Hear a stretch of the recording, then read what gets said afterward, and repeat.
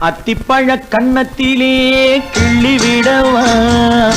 இந்த ஊரையெல்லாம் நான் அழைத்து சொல்லிவிடவா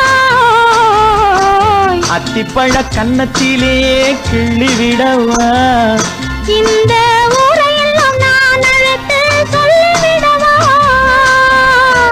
அள்ளி விழு துள்ளி விழ கோபம் என்னவோ இங்கே அஞ்சி அஞ்சி கொஞ்சுவதில் லாபம் என்னவோ